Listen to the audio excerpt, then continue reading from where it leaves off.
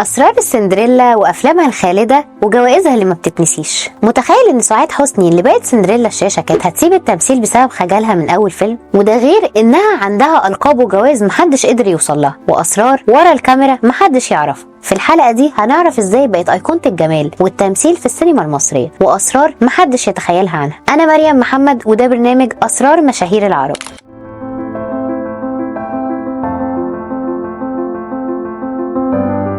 سعاد حسني السندريلا اللي خلت الضحكه تبقى حاجه نادره، ومن اول ظهور ليها على الشاشه الجمهور وقع في حبها، بس من ورا الكاميرا سعاد عندها حكايات واسرار تخليك تشوفها بنظره تانية خالص. في الحلقه دي هنتكلم عن القابها واخطر الادوار اللي قدمتها واغرب حاجه عملتها عشان تبقى الافضل، وكمان الجوائز اللي اثبتت انها فعلا تستحق لقب سندريلا السينما. سعاد حسني اتولدت سنه 1943 في القاهره، وكانت بنت لاسره فنيه، واخوها غير الشقيق الموسيقار الكبير عز الدين حسني، وبدات مشوارها الفني وهي عندها 16 سنة مع فيلم حسن ونعيمة سنة 1959. رغم انها ما درستش تمثيل، لكن موهبتها خلت المخرجين يتهافتوا عليها، وده خلى يوسف شاهين يرشحها الفيلم الاختيار، واللي كان نقطة تحول في مشوارها. وفترة الستينات والسبعينات سعاد قدمت ادوار متنوعة بين الكوميديا والدراما، وقدرت تخطف قلوب الجمهور بادوار زي صغيرة على الحب وخلي بالك من زوزو. سعاد حسني عندها القاب كتير زي سندريلا الشاشة وايقونة السينما المصرية، واللي خلتها تبقى من اكتر الفنانات تأثيرا في تاريخ الفن. افلامها كسرت حاجز ال90 فيلم،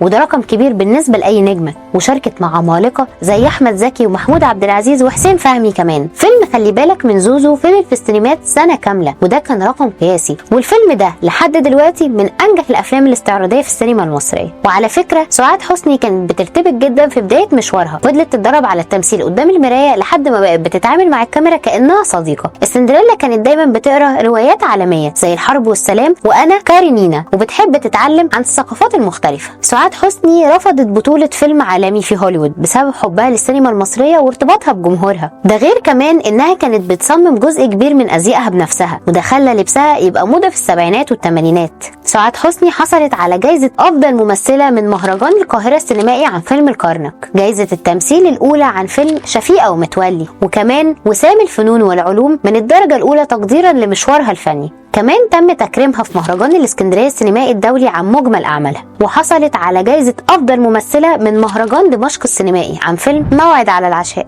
اللحظات اللي ما بتتنسيش في مشاهد سعاد حسني: مشهد الاعتراف في فيلم الكرنك، مشهد التحقيق اللي اظهرت فيه سعاد حسني قوتها في اداء الادوار السياسيه والاجتماعيه، وده خلى الفيلم يدخل ضمن افضل 100 فيلم في السينما المصريه. كمان اغنيه يا واد يا تقيل في خلي بالك من زوزو، الاغنيه دي فضلت ترند في مصر سنين، وخلى الجمهور يشوف سعاد حسني بشكل جديد كمطربه. مشهد النهايه في موعد على العشاء، مشهد التضحيه اللي قدمته ببراعه، وده خلى الجمهور يعيط ويتاثر بشكل كبير جدا. السندريلا كان ليها صداقات قويه في الوسط الفني زي نادية لطفي وشادية، وكمان كانت على علاقه قويه جدا باحمد زكي، وقدموا سوا اخر افلامها الراعي والنساء. اما عن علاقتها باحمد مظهر ورشدي اباظه، كانوا دايما بيعتبروها اخت صغيره وساندوها في مواقف كتير في مشوارها. سعاد حسني رحلت عن عالمنا في 21 يونيو 2001 في ظروف غامضه جدا، لحد دلوقتي محدش يعرف عنها حاجه، وده خلى رحيلها يكون صدمه لكل جمهورها. رغم رحيلها افلامها لسه بتتعرض في كل القنوات، وسحرها على الشاشه عمره ما قل، وده خلى الجمهور يفضل فاكرها كانها لسه موجوده. ودي كانت حكايه السندريلا اللي خلت التمثيل يبقى سحر، واللي اثبتت ان النجمه الحقيقيه هي اللي تفضل في قلوب جمهورها حتى بعد رحيلها. ايه اكتر فيلم او اغنيه حبيتها لسعاد حسني؟ شاركنا في التعليقات، وما تنساش تعمل لايك وسبسكرايب عشان يوصلك كل جديد عن نجوم الزمن الجميل. اشوفكم الحلقه الجايه.